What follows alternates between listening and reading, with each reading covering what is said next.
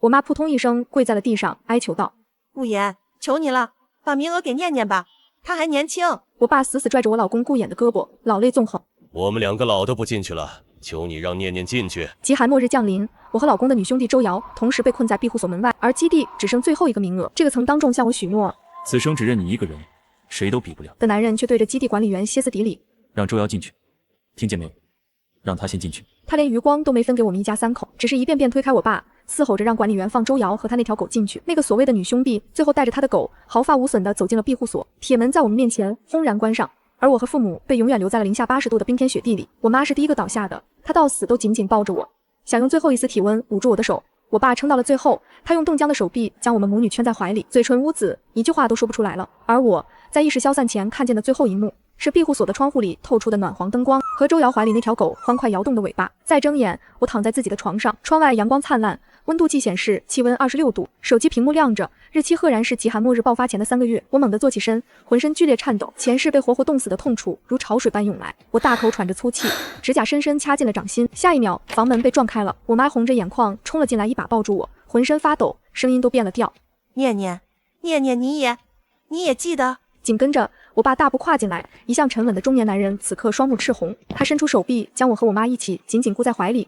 嗓音沙哑的不成样子：“都记得，爸爸都记得。”我们一家3口抱在一起，哭得浑身发抖，那种被至亲之人推入绝境的绝望，那种在冰雪中一点点失去知觉的恐惧，我们3个人每一个都记得清清楚楚。好半晌，我爸先松开了手，用力抹了一把脸，沉声道：“别哭了，老天爷给了我们重来一次的机会，这次谁也别想再害我们江家。”我妈也擦干了眼泪，眼里透出我从未见过的狠厉：“念念，顾衍那个畜生，这辈子我们再也不会把你交给他。”我重重点了点头，抬起头看着窗外的阳光。3个月，距离极寒末日还有3个月。上一世，我到死都不敢相信顾衍会那样对我，他明明对我那么好，圈子里所有人都羡慕我嫁了个好男人。每次聚会，姐妹们看着他为我包虾、替我挡酒的样子，都会凑在我耳边告我念念，你真是好福气。他记得我每一个纪念日，恋爱3周年那天包下整家餐厅，捧着99朵白玫瑰，说要陪我走过每个3年。我加班到深夜，他总会带着温热的奶茶和三明治来接我，说：“我的小姑娘不能饿肚子。”有人刁难我，他会立刻站出来护着我，眼神冷得吓人。我以为这份温柔是独属于我的，以为跟着他一定能平安顺遂，甚至开始规划换房、养狗、生娃的未来。哪怕周瑶总以女兄弟名义黏着他，哪怕他为了陪周瑶修狗窝错过我们的晚餐，他一句“她就像我的妹妹一样”，我便毫无疑虑地相信了。不成想，他心里装的人根本就不是我。极寒末日那天，庇护所只剩最后一个名额，我爸妈跪在雪地里苦苦哀求，我冻得浑身发抖，他却毫不犹豫嘶吼着：“让管理员放周瑶和他的狗进去。”那一刻我才明白，所有的纪念日惊喜、深夜接送、人前护短，不过是他演给我看的假象。他对我的好，从来都不是真心实意，只是为了维持完美丈夫的人设，掩盖他心里早已装着别人的事实。我死后，不，我们一家3口死后，顾衍在社交平台上发了一篇长文，字里行间全是对周瑶的深情。他说他才是我这辈子最重要的人，而我们一家3口的死被他轻描淡写的带过。周瑶甚至抱着那条狗在评论区留了一句：“谢谢你一直保护我。”这一世，我发誓一定要让他们付出代价，但在那之前，我要先让我和我的家人活下来。当天下午，一家3口坐在客厅里，气氛前所未有的凝重。我爸摊开了一张地图，用红笔在上面圈了一个位置。我前段时间看过一处房产，在城郊山脚，独栋带院，位置隐蔽，地势高，不容易被雪掩埋，而且周围没什么邻居。那个地方我也有印象，当时你爸说想买来当养老别墅，我还嫌太偏了。他苦笑了一声，现在看来偏才好。我点头，就那里。爸，今天就去把房子买下来。我爸二话没说，站起身拿了车钥匙。我妈拉住他：“老将，钱的事儿我来想办法。家里的2套投资房，我那些首饰，你的收藏，全部变现，1分都不留。”我爸回头看了他一眼，重重点头：“都听你的。”当天晚上，房子就定了下来。与此同时，我拿出手机，果断给公司发了辞职邮件。我妈看了我一眼：“辞了吗？念念？”“辞了。”我放下手机，接下来3个月，我只做一件事：囤货，囤货，还是囤货。我妈看着我握拳耍宝的样子愣神，忽然转身走进了厨房，再出来时手里端着3碗热腾腾的面条。吃饱了才有力气干活，从明天开始，咱们一家就跟时间赛跑了。那碗面我吃的眼眶发酸。上一世我妈冻死在我怀里时，她最后都念叨着妈没能给你做最后一顿热饭。这一世我再也不会让她受那样的苦了。第二天一早，我和我爸驱车去了郊区，那处独栋别墅，实地看过之后比预想中还要好。院子够大，主体结构是钢筋混凝土，墙体厚实，地下还有一层半地下室，稍加改造就是天然的保温层。我爸绕着房子走了2圈，蹲下来敲了敲地基，抬头对我说：“结构没问题，承重够，只要把保温和功能做好，零下几10度也扛得住。”我当即拍板，那就这里了。接下来的事情必须争分夺秒，我把最紧迫的事项分成了3条线，一家3口分头行动。第1条线，囤肉，我妈负责这件事。她当天就联系了老家的腊肉加工厂，直接包了一整条生产线。厂长是她的老同学，接到电话时还笑：“江太太，你这是要开腊肉批发店啊？”我妈笑着敷衍过去：“家里亲戚多，今年想多备点年货。”实际上，她一口气下了5000斤的订单，全部要求真空包装、高盐腌制，确保在无冷链条件下也能保存2年以上。除了腊肉，他还额外订了一大批腊肠、咸鱼、风干牛肉和各种腌菜，这些东西不需要冰箱，不需要电，只要保持干燥就能长期存放。这在极寒末日里至关重要，因为一旦电网瘫痪，普通冷冻食品反而会因为储存条件失控而变质，但腊肉不会。零下几10度的天然环境本身就是最大的冷库，而真空包装又能防止冰晶破坏肉质。我妈在这件事上展现出了惊人的执行力，她列了一张清单，精确到每一种肉类需要多少斤，分几批加工，什么时间交货。我看着妈妈那张密密麻麻的清单，鼻子一酸。上一世，我妈只是个普通的家庭主妇，每天操心的不过是今天做什么菜，明天去哪里买打折鸡蛋。她从来没想过自己有一天要为全家的生死存亡做规划。第2条线，改造房屋，这件事由我亲自负责。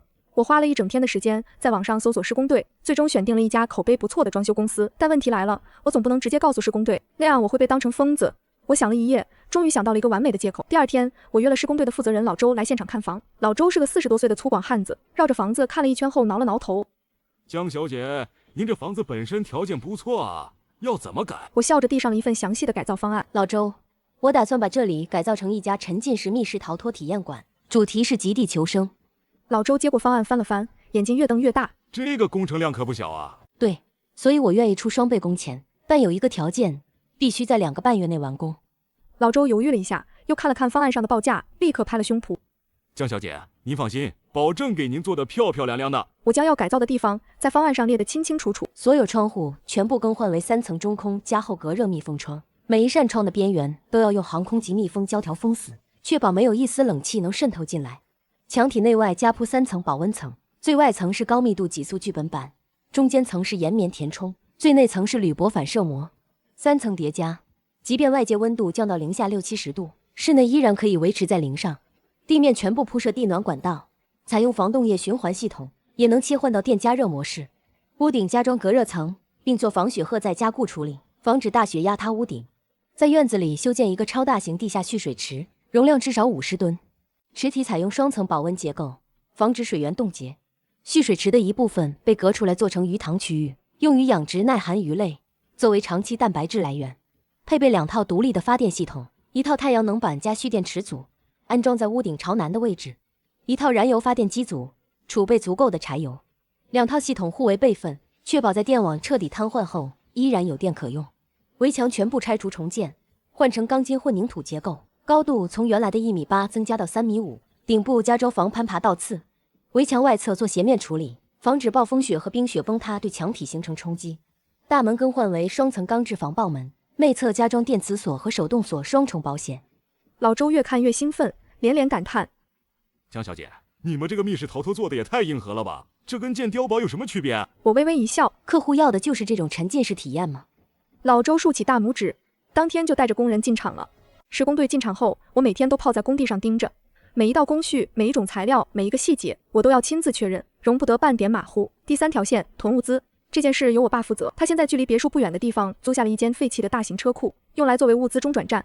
之所以不直接把东西拉到别墅，是因为施工队还在里面干活，大批量的物资进场太过扎眼，容易引起施工工人的怀疑。车库租好后，我爸开着货直奔批发市场，方便面整整200箱，压缩饼干100箱。军用自热口粮50箱，各种罐头、午餐肉、红烧肉、豆豉鲮鱼、黄桃、菠萝，加起来300箱。食用油50桶，大米1000斤，面粉800斤，盐、糖、酱油、醋，各种调味料统统按箱算。我爸第一次踏进批发市场时，那架势直接把老板看愣了。2辆平板推车并排推着，逐个货架扫荡过去，速度快得像搞突击检查。老板从柜台后探出头，满脸堆笑：“老哥，你这辆可以啊，开多大的店？”我爸面不改色：“单位采购，食堂用的。”老板恍然大悟，热情地拿出批发价目表，还安排了2伙计帮忙搬货。食品只是开始，接下来的采购清单才真正展现出硬核本色。棉被、羽绒被、睡袋，每样10套起步。暖宝宝更夸张，整整塞满一面包车。防寒服、冲锋衣、雪地靴，一家3口每人5套，从零下20度到零下40度全覆盖。医疗物资也没落下，急救箱、常用药、消毒酒精、绷带、纱布，分门别类装了好几箱。蜡烛、打火机、火柴各100份。手摇发电手电筒10个，对讲机6对，断电断网时，这些就是最后的生命线。还有一样东西是我特意叮嘱我爸买的。维生素片和各类营养补充剂，极寒末日一旦降临，新鲜果蔬几乎不可能获得。长期缺乏维生素会导致免疫力急剧下降，伤口难以愈合，严重的甚至引发坏血病。历史上多少极地探险队的悲剧，都是从维生素耗尽那一刻开始的。这些不起眼的小药片，关键时刻真能救命。我爸跑了不下20趟批发市场，那间车库被塞得满满当当，几乎连下脚的地方都没有。他每次回来都累得腰都直不起来，但从来没有抱怨过一句。有一天晚上，我去车库帮他整理物资，看见他坐在一箱方便面上，默默抽着烟。爸，你怎么了？他抬头看我，笑了笑，没事，就是歇会儿。我在他旁边坐下来，靠在他肩膀上，沉默了很久。他忽然开口：“上辈子你妈是第一个走的。”他的声音很轻，轻得像怕惊碎什么。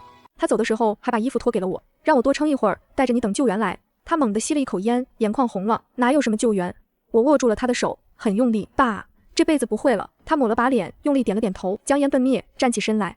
走，还有2车东西没卸完。日子一天天过去，3条线齐头并进，施工队的进度比预想中还快。老周是个实在人，收了双倍工钱，就真的把活当命干。2个月后，房屋改造基本完工，我站在焕然一新的别墅前，几乎认不出它原来的样子。从外面看，它就像一个造型独特的商业场所，灰色的加厚墙体，高耸的围墙，几乎看不见的窗户，确实像一个密室逃脱体验馆。但从里面看，这是一座固若金汤的极寒堡垒，地下蓄水池已经蓄满了水，鱼塘区域放入了第一批耐寒鲤鱼和鲫鱼，太阳能板在屋顶安静地运转着，蓄电池组的电量指示灯全部亮起绿灯，燃油发电机组也已调试完毕，30桶柴油整整齐齐码在专门修建的储油间里。施工队撤场后，我爸立刻开始了物资转运，他每天夜里开着货车往返于车库和别墅之间，一趟又一趟，像蚂蚁搬家一样，把所有物资全部运进了地下室。我妈则在地下室里分门别类的整理、编号、登记，她甚至做了一本厚厚的物资台账，精确到每一种物品的数量、保质期和存放位置。这些方便面保质期到后年6月，放在 A 区第3排；罐头放 B 区，按保质期从近到远排列，先吃快过期的。我看着他有条不紊地指挥着，忽然觉得我妈简直就是天生的后勤总管。一切就绪后，我们一家3口站在地下室里，看着满满当当的物资储备，终于长长的舒了一口气。我爸拍了拍身上的灰，够我们吃2年没问题。我妈补充道，如果省着点，3年也撑得住。我点了点头，但心里清楚，光有物资还不够。极寒末日带来的不只是寒冷和饥饿，还有人心的崩塌。当外面的世界变成冰天雪地，当食物和温暖成为最稀缺的资源，人性中最丑陋的一面会毫无保留地暴露出来。上一世我已经见识过了，就在物资全部到位的那天晚上，我照例打开了手机，随意刷了刷朋友圈，然后我看见了周瑶新发的动态，今天收到了最好的礼物，我家大哥给我的狗子买了进口狗粮，整整10袋，还给我买了限量款的羽绒服。大哥永远是最好的大哥。配图是顾衍笑着把一箱进口狗粮搬进周瑶家的照片，旁边周瑶的那条金毛犬欢快地摇着尾巴。我盯着那张照片看了很久，那箱狗粮用的是顾衍的卡，而顾衍的卡里的钱有一半来自我家当初陪嫁的礼金。上一世我死后，顾衍在网上发长文，说他和周瑶是从小一起长大的兄弟，说他对周瑶的感情超越了男女之情，是一种纯粹的家人般的羁绊。呵，家人般的羁绊。所以家人般的羁绊就是把真正的家人推出去冻死，把名额留给家人般的兄弟和他的狗。我深吸一口气，反手将这条朋友圈截屏保存。随即周瑶又发了一条新动态，大哥亲自下厨给我炖了骨头汤补身体，还给狗子也煮了鸡胸肉。大哥说不能亏待我和毛毛，感动哭了。配图是顾衍在厨房忙碌的背影，我记得清清楚楚。去年冬天我发烧到39度5，求他帮我煮碗粥，他说我不会做饭，你叫外卖吧。原来不是不会做饭，只是不会给我做。我将这条朋友圈也截屏保存了下来，随后打开和我爸我妈的家庭群，把截图发了进去，附了一句话，证据先留着，以后用得上。我爸秒回这个畜生，我妈秒回留好，一条都别删。我妈又发了一条，念念别难受了，不值得，这种人老天爷都看不下去了，才让我们重活一世，他以后求上门来的日子还在后头呢。我看着我妈的消息忽然笑了出来，是啊，他求上门来的日子快了，距离极寒末日还有最后1个月。这段时间我刻意减少了和顾衍的一切联系，他偶尔发来消息，我要么敷衍回复，要么干脆不回。有一次他打了电话过来，语气里带着一丝不满，念念你最近怎么回事，电话也不接，消息也不回，你在忙什么？我淡淡的说家里有点事，在帮我爸忙。顾衍嗯了一声，也没多问，他大概觉得我永远会乖乖的待在原地等他，就像上辈子一样。但他不知道的是，此刻我正站在别墅的屋顶上，检查太阳能板的安装角度，寒风吹过来，带着一丝不同寻常的凉意。我抬头看了看天，云层很厚，太阳的光芒似乎比往常暗淡了一些。来了，极寒的前兆来了。末日前的最后1周，气温开始异常下降。新闻里说这是罕见的寒潮，气象专家们在电视上分析着各种数据，言之凿凿地表示寒潮将在3到5天内就会过去。可我知道这场寒潮不会过去，它只会越来越冷，越来越冷，直到整个世界被冻成一片死寂的白色。我做了最后的检查，蓄水池满载，发电系统正常运行，物资储备全部到位，门窗密封，无一疏漏，取暖系统运转良好，通讯设备备用电池充满，一切就绪。落日前的最后一个晚上，我们一家3口坐在客厅里吃了一顿丰盛的晚餐。我妈做了红烧排骨、清蒸鱼、蒜蓉西兰花，还煲了一锅老火靓汤。多吃点，我妈给我夹了一块排骨，以后可能很长一段时间都吃不到这么新鲜的菜了。我爸闷头吃了2碗饭，忽然放下筷子说了一句：“这辈子谁也别想再欺负我江家的人。”我和我妈同时看向他，他的眼神很平静，但平静之下是经历过一次死亡后沉淀下来的不可撼动的坚定。那天夜里气温骤降到-10度，第二天早上-25度，第3天-40度，新闻停播了，网络信号开始断断续续，手机里最后收到的推送是一条简短的政府公告：极端寒潮预警升级为最高级别红色预警，请所有市民就近寻找避难场所，减少外出。电网在第4天瘫痪，整个城市陷入了黑暗和寒冷之中。而我们的别墅里，地暖系统平稳运转，室内温度稳定在20度，太阳能板在白天勉强蓄了一些电，夜间自动切换到燃油发电机组。柴油发电机低沉地轰鸣着，像一颗有力的心脏，为这座堡垒输送着生命的血液。地下室里物资堆积如山，蓄水池里鱼在温水中悠然游动。我妈甚至在阳台的密封温室里种了几盆蒜苗和豆芽，这是她的主意，总不能一点绿色蔬菜都没有。我们活着，在这个冰封的末世里，我们活得好好的。第7天，我听到了敲门声，不是敲门声，是砸门声，咚咚咚，沉闷而急切，带着一种濒临崩溃的疯狂。我走到监控屏幕前，大门外装了防寒型摄像头，画面虽然有些模糊，但足以看清外面的情况。画面里，顾妍裹着一件单薄的大衣，脸色清白，嘴唇冻得发紫，正用拳头疯狂地砸着我们的大门。他身后，周瑶缩成一团，抱着他那条金毛犬，瑟瑟发抖。那条狗已经奄奄一息了。我盯着监控屏幕，看着顾妍在-50度的暴风雪里拼命砸门，周瑶缩在他身后，脸色惨白如纸，怀里那条金毛犬已经不怎么动弹了。江念，你开门，我是你老公，你不能见死不救。顾妍的声音被寒风撕碎，从扩音器里传进来，断断续续的。我站在原地一动不动。我妈冷笑了一声，老公，他配吗？我爸沉默地站在我身后，双手抱胸，脸色铁青。顾妍砸了整整10分钟，铁门纹丝不动。他开始改变策略，声音忽然变得柔软起来，带着一种我熟悉到恶心的温柔腔调。念念，我知道你生气了，是我不好，但周瑶真的快不行了，你先让我们进去，有什么事我们进去再说，好不好？好一个，进去再说。上一世他也是这样说的，让周瑶先进去。我伸手按下了门外扩音器的开关。顾妍，我的声音通过喇叭传到了风雪中，冷得比外面的温度还要低。他猛地抬起头，布满血丝的眼睛死死盯着摄像头。你旁边不是站着你最重要的人吗？让他给你暖和暖和啊。扩音器里安静了3秒，顾妍愣住了，像是没想到我会说出这种话。下一秒，我妈一把夺过了麦克风。顾妍，你个白眼狼，老娘问你，我家念念发烧39度5的时候，你在哪儿？你在给你那个好兄弟炖骨头汤，给他的狗煮鸡胸肉。顾妍脸色巨变，妈，你听我解释，谁是你妈？当初我们家陪嫁的钱，你拿去给周瑶买限量款羽绒服，买进口狗粮，时代。你给我女儿买过什么？顾妍张了张嘴，什么也说不出来。我爸接过麦克风，声音低沉，却充满了压抑的怒火。顾妍，你那个女兄弟生病了，你请假陪着。我女儿发烧，你让她叫外卖。你觉得你现在有资格站在我家门口喊开门？风雪呼啸，顾妍的脸从惨白变成铁青，又从铁青变成通红。她身后的周瑶瑟瑟发抖，一句话都不敢说。我重新拿回麦克风，淡淡的补了一句：顾妍，你不是说周瑶才是你最重要的人吗？那你找她去啊。我们江家的门恕不欢迎。扩音器关闭。监控画面里，顾妍像被人抽了一巴掌似的僵在原地，沉默持续了大约10秒，然后他疯了。他开始用脚踹门，用肩膀撞门，甚至捡起地上冻硬的冰块猛砸。3.5米的钢筋混凝土围墙和双层防爆门纹丝不动，倒是他自己摔了个踉跄，重重跌在雪地里。江念，你别得意。他的声音嘶哑的变了调，你以为躲在里面就安全了？你们一家3口守着这破地方能撑多久？他从雪地里爬起来，指着摄像头，眼睛里满是怨毒。外面这么多人在找地方避难，你以为你这个堡垒别人不会盯上？等你们弹尽粮绝的那天，你们会跪在地上求我帮忙。他吼完最后一个字，胸口剧烈起伏了几下，然后一把拽起已经快站不住的周瑶，头也不回地消失在了白茫茫的风雪中。我关掉监控屏幕，转过身，我爸面无表情地说了一句，他说的那句话别人会盯上，倒不全是放屁。我心里咯噔一下，是的，顾妍是个自私的人，而自私的人走投无路时，什么事都干得出来。他不会善罢甘休。接下来的3天，外界气温持续暴跌，-55度、-60度、-63度。我每天固定时间打开短波收音机，试图捕捉任何来自外界的信号，大部分频段都是死一般的沉寂，偶尔能收到一些断断续续的民间电台，内容让人毛骨悚然。超市被砸了，抢光了，有人为了1箱方便面打死人了，整栋楼的暖气全停了，早上起来隔壁一家5口全冻硬了，别出门，街上有人抢衣服，活人身上疤。我关掉收音机，手指有些发抖。我妈端着一碗热乎乎的鸡蛋面条走进来，轻轻放在我面前，先吃饭。我低头看着碗里的面条，上面握着一个煎得金黄的荷包蛋。我妈特意从屋子里翻出了最后一板鲜鸡蛋做的。妈，外面已经乱了。我知道。她坐到我对面，表情很平静。所以我们更不能乱。我爸从地下室上来，手里拿着一根钢管，院墙外边有脚印。他沉声说，不止一组，至少3到4个人来踩过点了。我放下筷子，和我爸对视了一眼，顾衍的话正在变成现实，有人盯上我们了。我立刻调出了过去72小时的监控录像，果然，第一天凌晨，2个裹着棉被的身影从东侧围墙外经过，步伐匆忙，没有停留。第二天下午，3个人出现在北侧，其中1个人贴着围墙走了一整圈，像是在丈量什么。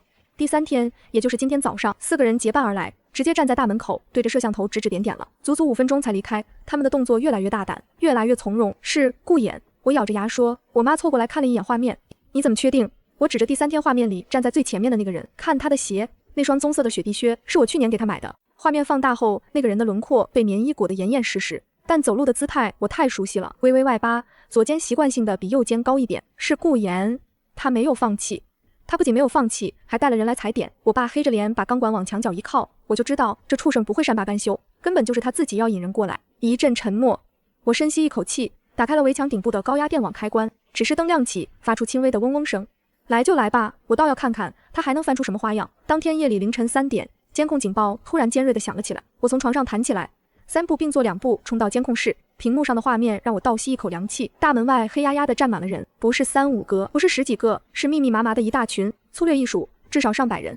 他们裹着各种各样的衣物，有人披着窗帘，有人顶着纸箱，更多人只是紧紧抱在一起取暖。所有人的目光都死死盯着我们的围墙，眼神里交织着渴望、愤怒和一种濒临疯狂的绝望。而人群的最前方站着一个我再熟悉不过的人，他换了一身不知从哪儿弄来的厚棉服，精神比几天前好了不少。他站在人群中央，振臂高呼，就是这里。这里面有暖气，有热水，有吃不完的粮食。他们一家3口住着这么大的地方，外面的人在冻死饿死，他们连门都不肯开。人群发出愤怒的吼声，像被点燃的火药桶。开门！凭什么你们吃饱喝足，我们在外面等死？把粮食分出来！声浪一波接一波，几个年轻力壮的男人已经开始撞大门了。我爸和我妈赶到了我身后，我妈脸色煞白，她真的把人引来了。我盯着屏幕里顾衍那张得意洋洋的脸，指甲掐进了掌心。好啊，顾衍，你要玩，我奉陪。撞门声持续了整整20分钟，双层防爆门连漆皮都没掉一块。人群的体力很快耗尽，零下60度的气温是最残酷的武器，每多在外面待1分钟，就离死亡更近一步。撞门的人退了回去，但没有散去，他们在围墙外燃起了几堆火，烧的是路边捡来的木头、废弃家具，甚至还有书本和衣服。火光在冰天雪地里跳动着，将一张张冻得麻木的脸映得忽明忽暗。顾衍显然做好了持久战的准备，他站在一堆篝火旁边，扮演起了组织者的角色，指挥着人们轮流取暖，轮流看守大门。我冷冷地看着这一切，脑子飞速转动。硬攻他们攻不进来，这一点我很确定。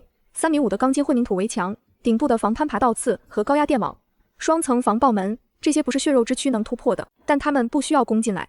他们只需要围着不走。围墙外100多号人点着火，喊着口号，10天、20天、1个月，只要围墙外的人越聚越多，总有一天量变会引起质变。更要命的是，他们一直围着，太阳能板的清洁维护就没法做。一旦面板被大雪覆盖，发电效率会急剧下降，不能让他们长期围在外面。我必须尽快打破僵局，而打破僵局的关键就是顾衍本人。天亮了，气温短暂回升到零下52度，这在末世里已经算是暖和了。顾衍抓住了这个窗口期，他带着几个人走到大门正前方，对着摄像头开始了他精心准备的表演。念念，他的声音忽然变得柔和了，甚至带着一丝颤抖。我知道你还在生我的气，这段时间我确实做得不够好，是我疏忽了你，但你是我老婆啊，我们结过婚的，法律认可的夫妻。他停顿了一下，眼眶居然红了。我不求你原谅我，但外面还有这么多人在受苦，你不看我的面子，你看看他们有老人有孩子，你真的忍心看着他们冻死在你家门口吗？人群中适时的传来啜泣声，几个妇女把冻得发紫的孩子举了起来，对着摄像头哀哭，求求你了，让我们进去吧，孩子快不行了。我承认那一瞬间我的心被狠狠揪了一下，但紧接着我想起了上一世我妈跪在顾衍面前求他的样子，她求他把名额给我，他连看都没看一眼。那些孩子很可怜，但这份可怜不该由我来买单。我按下扩音器开关，声音平静的没有一丝波澜。顾衍，你的表演很精彩，但我有个问题想当着所有人的面问你，你带他们来到底是为了救他们，还是为了救你自己？人群安静了，顾衍脸上的温情凝固了。你什么意思啊？我没有直接回答他，而是对着扩音器说，外面的各位，你们知道带你们来的这个人是谁吗？没人回答。我继续说道，他叫顾衍，是我法律意义上的丈夫。他口口声声说我自私，说我见死不救。那我来告诉你们一些他不会告诉你们的事情。在这场灾难之前，他用我们家陪嫁的钱，给他身边的另一个女人买了10袋进口狗粮，一件限量版羽绒服。我发烧39度5，请他煮碗粥。他说他不会做饭，但他亲自给那个女人炖了骨头汤，还给那个女人的狗煮了鸡胸肉。人群中响起窃窃私语。几天前，他带着那个女人来敲我的门，求我收留，我拒绝了。然后他恼羞成怒，说我迟早会后悔。第2天，他就带着你们来了。我停顿了一下，让这些话在寒风中发酵。各位，你们想想，他自己进不来，所以他去找了你们。他需要你们帮他撞开这扇门。然后呢？门开了之后，你们觉得他会跟你们平分里面的物资，还是第一个冲进去抢占最暖和的位置？顾衍的脸彻底扭曲了。江念，你胡说八道，你少在这里挑拨离间。但人群已经开始骚动了，所有人看向顾衍的眼神都变了。顾衍慌了，他开始大声辩解，但越辩解，周围的目光越冷。一个裹着毛毯的老头哑着嗓子问：小伙子，他说的是真的吗？你是不是自己进不去才来找我们？不是，我是为了大家。顾衍的声音都劈了。那你之前怎么不说你跟里面的人是两口子？一个壮实的年轻男人盯着他。你跟我们说这是个囤货商人的仓库，让我们来讨公道，合着你是拿我们当枪使？人群的情绪开始从愤怒我们转向了愤怒顾衍。我趁热打铁，按下了扩音器。各位，我没办法让你们所有人都进来，这里只够我一家3口生存，这是事实，我不骗你们。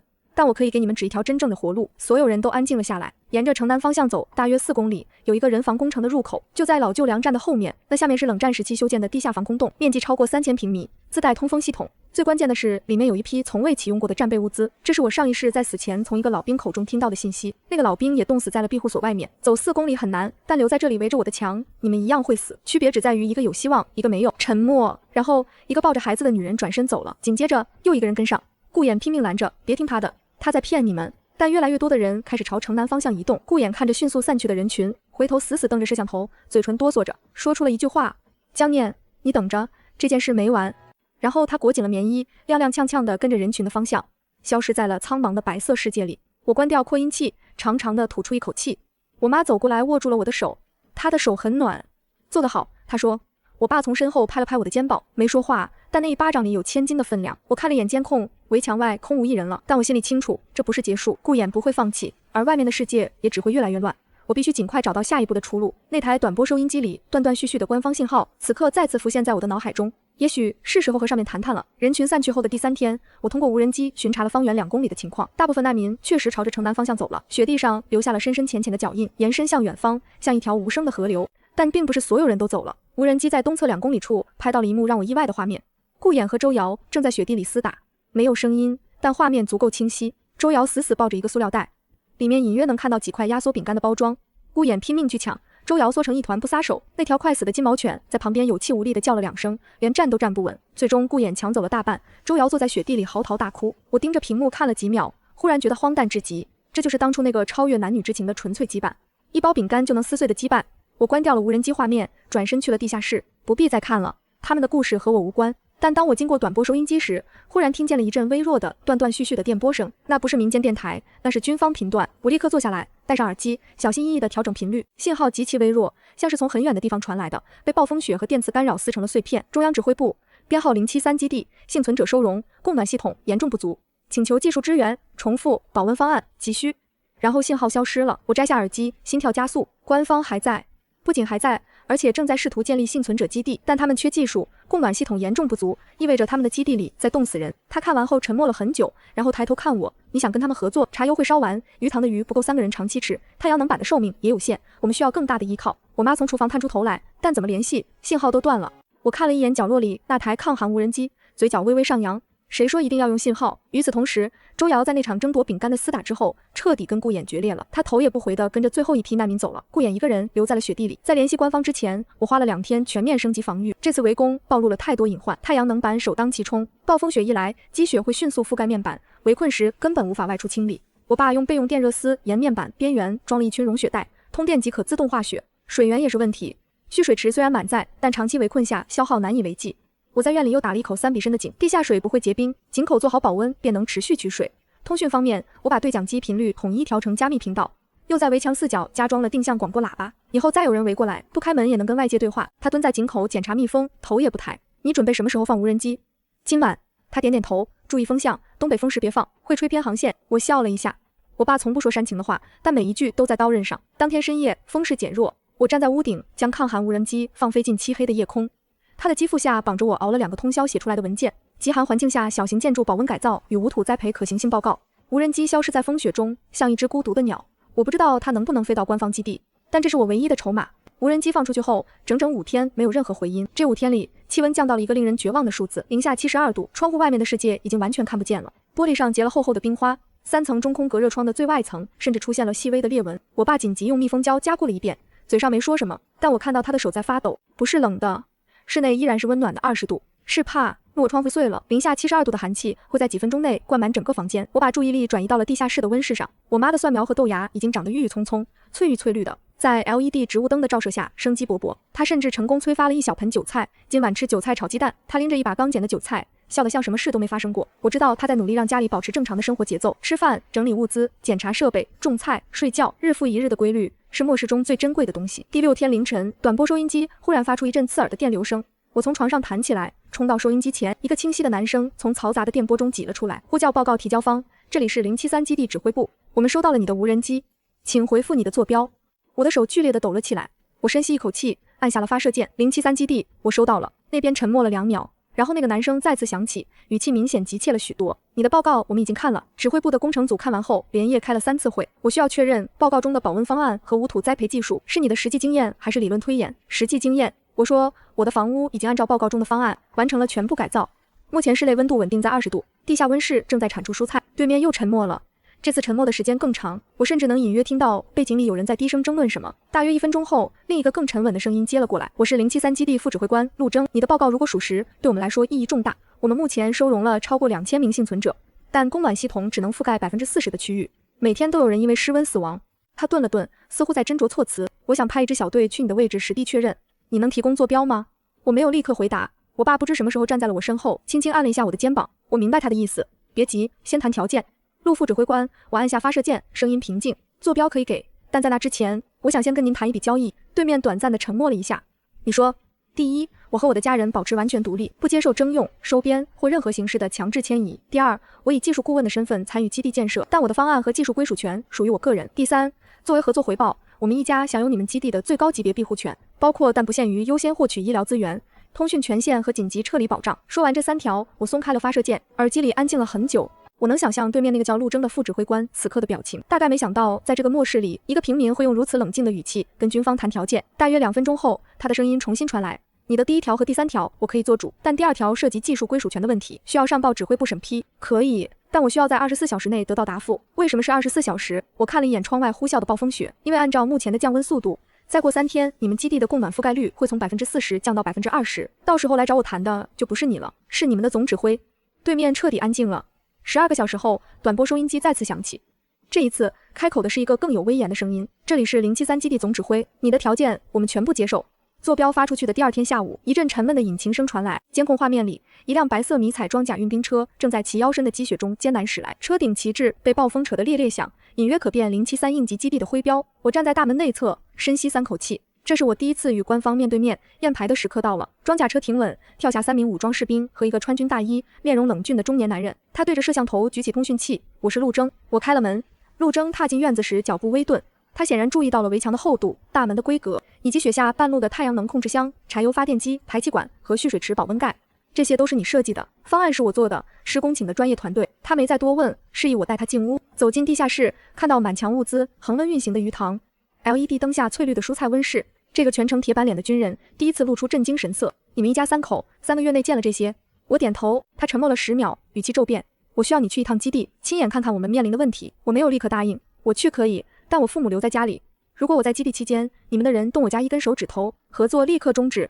陆征看了我一眼，嘴角似乎微不可察地动了一下。你比我见过的大多数军官都谨慎，活过一次的人都谨慎。我淡淡地回了一句。我爸和我妈站在门口目送我上了装甲车，我妈嘴唇动了动，最终只说了一句早点回来。装甲车在冰原上行驶了将近2个小时，我终于看到了073基地的全貌，一座依托人防工程和地铁隧道改建的庞大地下城。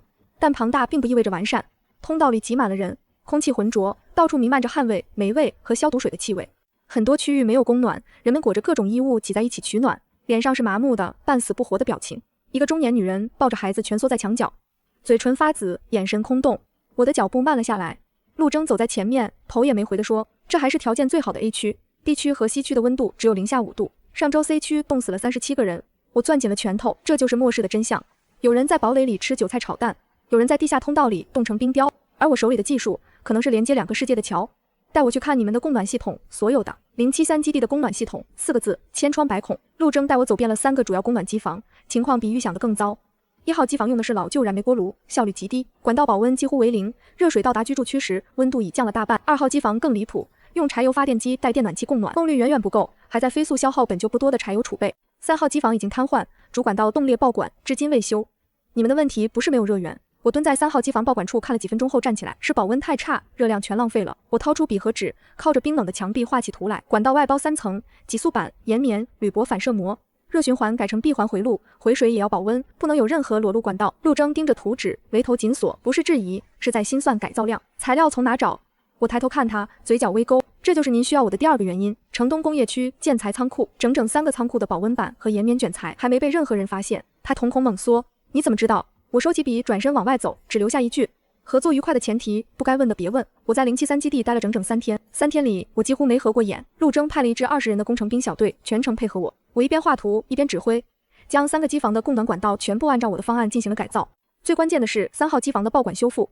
零下的环境中焊接管道是一件极其危险的事情，稍有不慎就会再次冻裂。我让工程兵先用便携式喷灯对爆管段持续加热，等金属温度回升到可操作范围后再进行焊接，最后迅速包裹3层保温材料，整个过程精确到分钟。当最后一段管道包裹完毕，热水重新灌入闭环系统的那一刻，B区通道里响起了一阵欢呼声。暖气来了！那些蜷缩在墙角的人慢慢伸展开四肢，有人把手贴在温热的管道上，嚎啕大哭。陆征站在我身后，沉默了很久。C 区呢？他问。材料不够了。我擦了擦额头的汗，必须去城东工业区拉那批保温板，但那一带现在是什么情况，你比我清楚。他的表情变得凝重。城东目前被一伙武装流民占据了，大概60-70人，有刀，可能还有枪。我心里一沉，意料之中，但依然棘手。所以我看着他，你打算怎么办？陆征没有回答我的问题，而是反问了一句：你会开枪吗？在基地的第3天晚上，我终于通过军用通讯设备跟家里通了话。妈，我没事，明天回来。电话那头，我妈的声音出奇的平静，家里一切正常。你爸把围墙外的积雪又清了一遍，鱼塘的鱼长得挺好，韭菜又割了一茬。他顿了顿，忽然压低了声音：念念，家里来过人。我心跳漏了一拍，什么人？不确定。今天中午，你爸在监控里看见围墙东侧有2个人影，逗留了大约10分钟就走了，没有试图翻墙，也没有靠近大门。穿什么衣服？看不太清。你爸说像是穿着统一的深色外套。统一的深色外套，不像普通难民，难民什么衣服都有，绝不会统一。我挂掉电话后找到了陆征，你们基地有没有派人去过我家附近巡逻？他摇头，没有，我们的巡逻范围只覆盖基地周边3公里，你家在覆盖区之外，那就不是官方的人。一股不安的感觉从脊背蔓延上来。那2个人是谁？他们来做什么？为什么穿着统一的衣服？我必须尽快回家。第2天一早，装甲车把我送回了家。我一进门，我爸就把监控录像调了出来给我看，画面很模糊，暴风雪严重影响了摄像头的清晰度，但确实能看到2个身影站在围墙东侧。他们没有任何攻击行为，只是站在那里，像是在观察什么。让我不安的是他们离开的方向，不是朝城区，而是朝山上走的。山上还有人？我皱眉，我爸摇头，之前没有，但这2天我听见过2次发动机的声音，从山的另一侧传过来的，像是柴油车。柴油车，在这个末世里还能开动柴油车的人，绝不是普通难民。我调出无人机，画面传回来的时候，我愣住了。山的北坡，一片我以为空无一人的区域，居然搭起了一个营地，10几顶军绿色帐篷，整整齐齐地排列着。中间停着2辆卡车和1辆越野车，有人在帐篷之间走动，动作利索，步伐有序。这不是难民营，这是一个有组织、有纪律的据点，而他们就在我家后山。我立刻拨通了陆征的频率，73，我需要你帮我查一件事。陆征的回复比我预想的快，查到了。他的声音从收音机里传来，语气多了一分凝重。那批人是从北边下来的，原来是某矿业公司的私人武装护卫队。灾难爆发后，他们脱离了原单位，带着物资和装备自立门户。目前大概有40-50人，武装程度至少有猎枪和制式刀具，不排除有更重的武器。他们在北区抢过2个小型幸存者聚居点，手段很暴力。我倒吸一口凉气，他们在你家后山扎营，大概率不是巧合。你家的烟囱每天都在冒热气，在红外成像里就像黑夜中的灯塔，他们一定已经注意到了。我挂掉通讯，脑子飞速运转。这些人不是顾眼带来的乌合之众，他们有组织、有武器、有经验，而且他们就在我家2公里之外的山坡上。我的高压电网能拦住手无寸铁的难民，但能拦住一支训练有素的武装队伍吗？我不确定。当天晚上，我把情况原原本本告诉了我爸我妈。客厅里安静了很长时间，我妈放下手里织到一半的毛线手套，抬起头来说了一句让我意外的话：念念，也许我们该主动去见见他们。主动去见他们？我爸皱眉，太冒险了。我妈摇头，被动等着更危险。他们在踩点，说明还在观望，等他们主动上门，我们就没有谈判余地了。他看着我，念念，你说过合作的前提是平等，跟这些人也一样，在他们认定我们好欺负之前，得让他们知道捏这个柿子会扎手。我沉默片刻，点了点头。第2天，我用无人机向他们营地投下一个密封金属盒，里面3样东西：一封信，1块2斤重的腊肉，一张高压电网的照片。信很简短，我们知道你们在，你们也知道我们在，动手对谁都没好处。想谈合作，明天正午派1个人到围墙西侧旗杆下，只许1人，不带武器。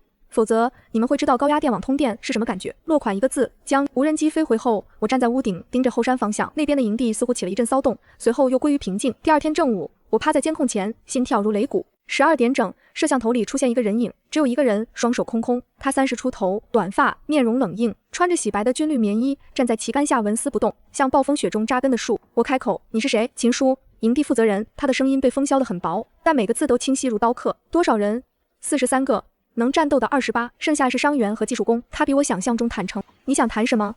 秦叔直视摄像头，仿佛能隔着镜头看见我。你无人机昨天扔下的腊肉，我的人差点为了分肉打起来。他语气平静，平静下却压着什么。粮食最多撑10天，10天后我要么带人下山去抢，要么看着他们饿死。所以你来谈合作？对，我有人手和武器，你有物资和技术，与其消耗，不如各取所需。我没有立刻表态，给我24小时。他点头，转身走进风雪里。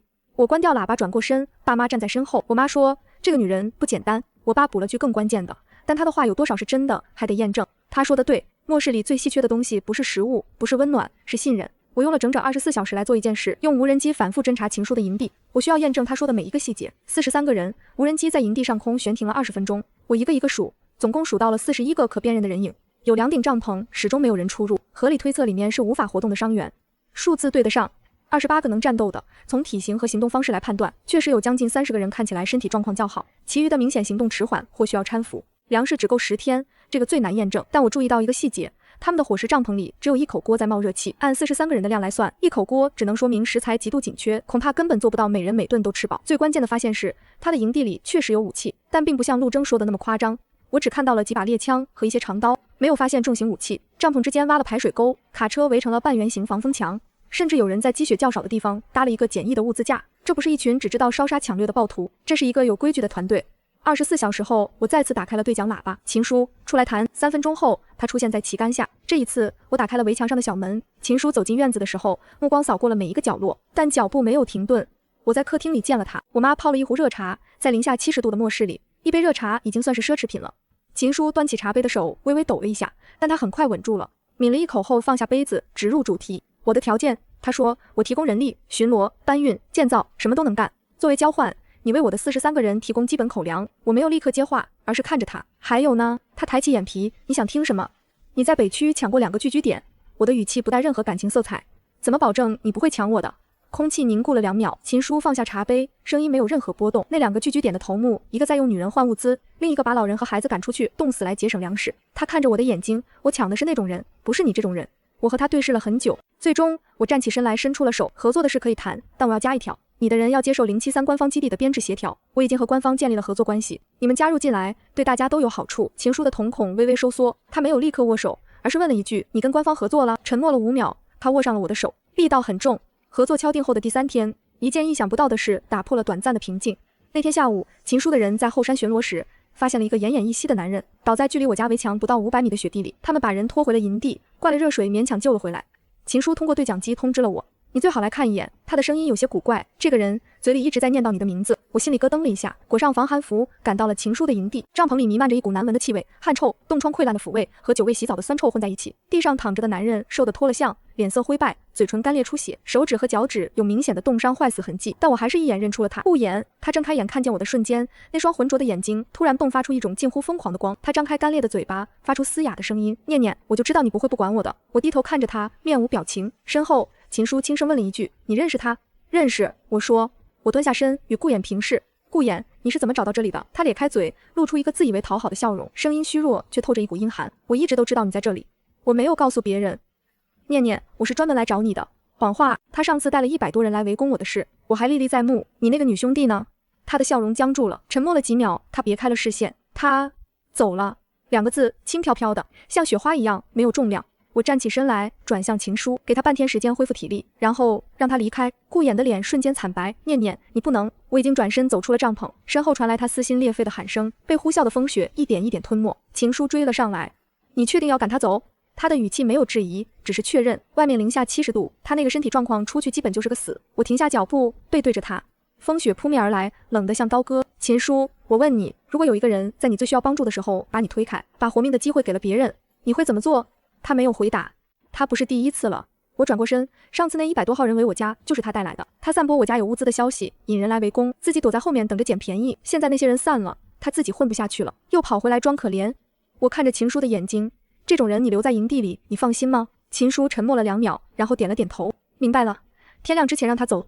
那天夜里，我在监控里看见顾衍被2个人架出了营地，他试图挣扎，试图哀求，但情书的人没有给他任何机会。他被放在了下山的路口，身边扔了一瓶水和2块压缩饼干，这已经是情书给的最大仁慈了。顾衍跪在雪地里，朝着我家的方向嘶吼了很久，风太大，我听不清他在喊什么，但我不需要听清。我关掉了监控，走进厨房，给自己倒了一杯热水。窗外暴风雪呼啸着席卷了整个山头。明天开始，我要和情书的队伍一起帮073基地完成 C 区的供暖改造。C 区供暖改造需要大量保温材料，而那批材料全部在城东工业区的仓库里。问题是，城东被一伙武装流民占据了。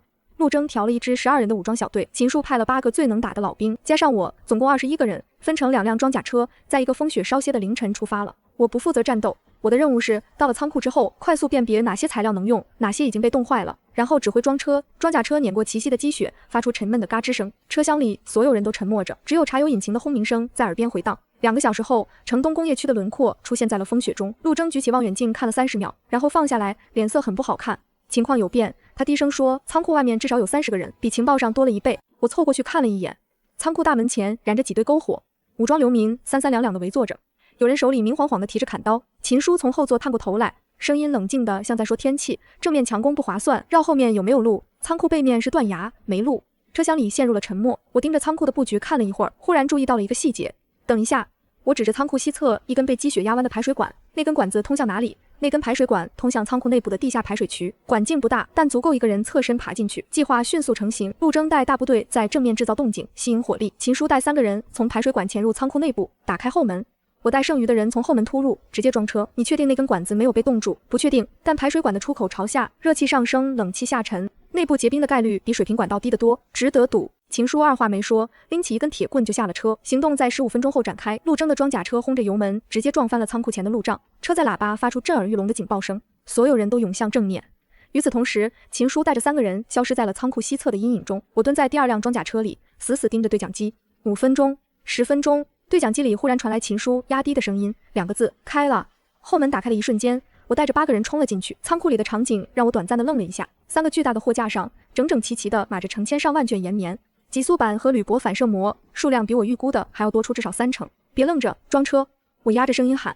所有人像疯了一样往车上搬，每个人都知道时间以秒计算，正面的佯攻撑不了太久。我一边指挥，一边快速扫视货架，挑出保存状态最好的材料，优先装载。岩棉卷材最重要，其次是起速板，铝箔膜最轻最后装。12分钟后，2辆装甲车的货箱被塞得满满当当。陆征的声音从对讲机里炸了出来。装甲车掉头的那一刻，几个反应过来的流民从仓库侧面追了上来，一块砖头砸在车尾。情书最后一个上车，翻身滚进车厢的动作干净利落，他喘着粗气，嘴角却扬了起来。2辆装甲车碾着积雪，轰隆隆驶离城东。车厢里堆满了足以拯救上千人的保温材料。我靠在颠簸的车壁上，闭上眼睛。C 区有救了。但当装甲车驶回基地时，等待我的不是庆功。陆征接到了一条紧急通讯，他的脸色瞬间变了。总指挥部来电，72小时后，一场超级冰雹将直接命中我们所在的区域。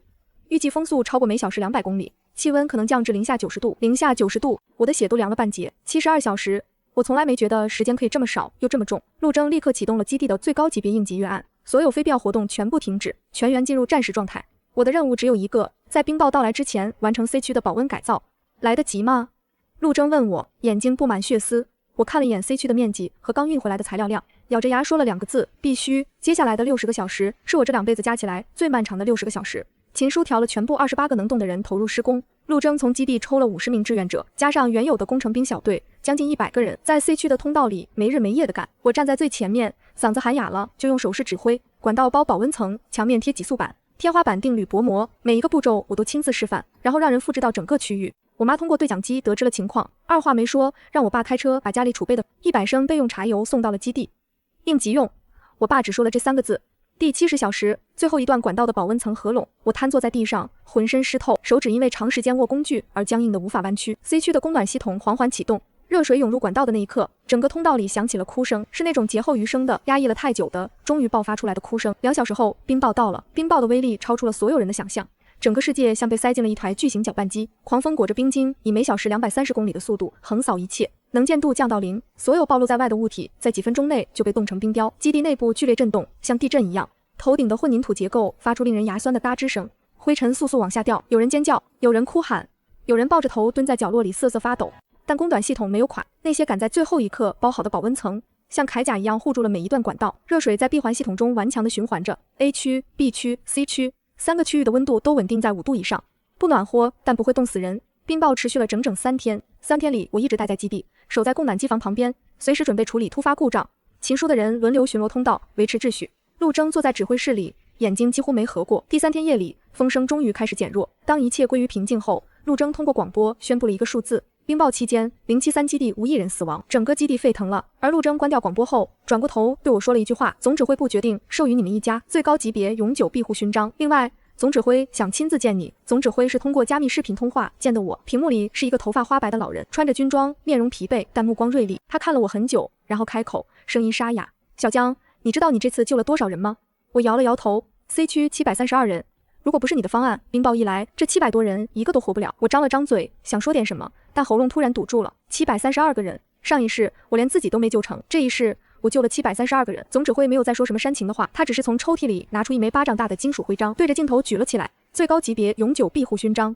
整个末世体系里只发过3枚，这是第4枚，给你们一家3口。从今天起，任何官方基地，任何庇护设施，你们一家可以无条件进入，无条件获取资源，无条件受到保护。他放下徽章，最后看了我一眼。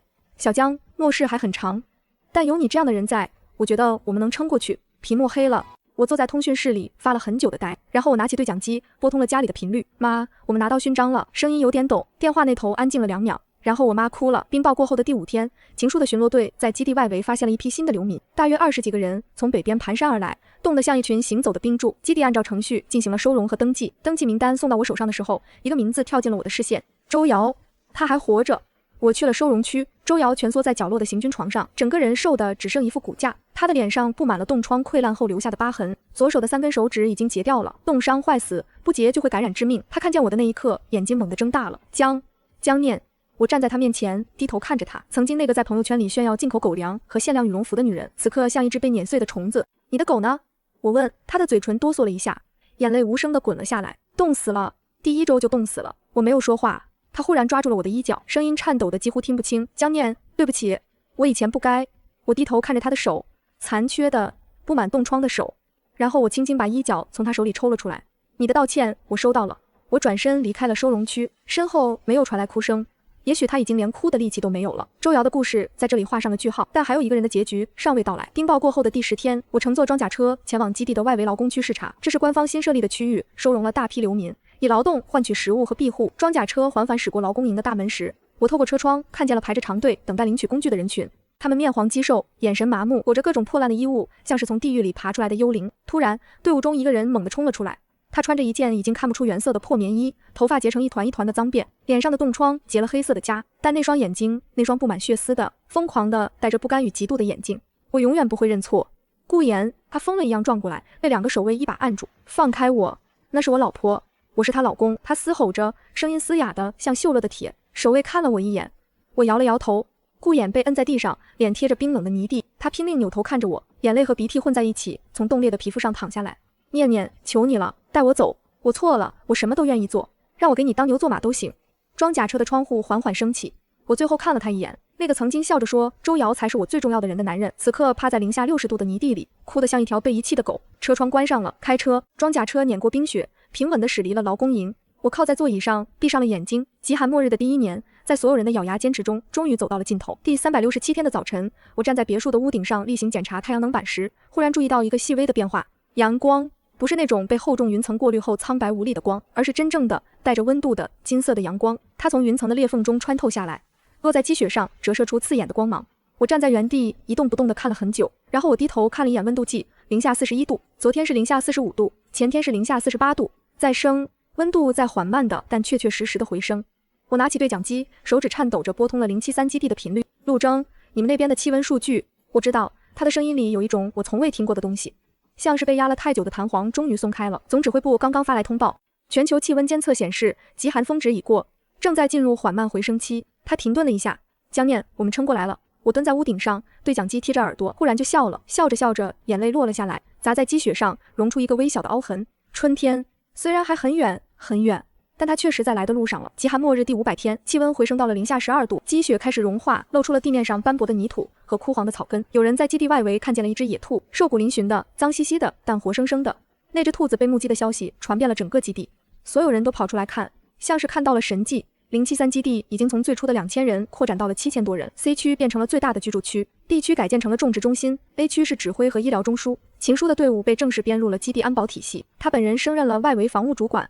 而我们一家3口的别墅依然安安静静地矗立在半山腰上，像一座小小的灯塔。那天傍晚，我回到家里，推开门，一股温暖的食物香气扑面而来。我妈正在厨房里翻炒着什么，鱼塘里养了1年的鱼，终于长到了可以吃的大小。她今天做了一条红烧鱼，还用地下温室的韭菜和鸡蛋炒了一盘菜。我爸坐在客厅里，怀里抱着一只毛茸茸的小鸡。温室里孵化的第一批家禽，他宝贝的不得了。回来了，洗手吃饭。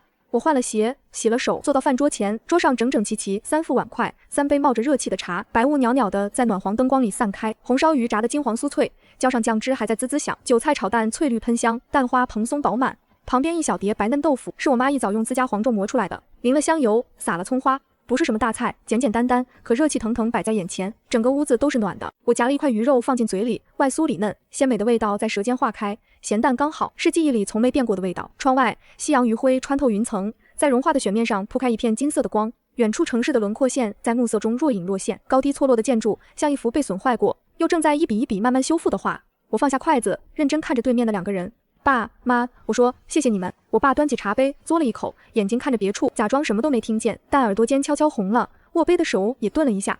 我妈白了我一眼，筷子朝鱼盘点了点，谢什么谢，鱼凉了就腥了，赶紧吃。说着又往我碗里夹了一块鱼腹肉。我笑了，低头把饭扒进嘴里。我们活下来了，好好的，一个都没少的活下来了。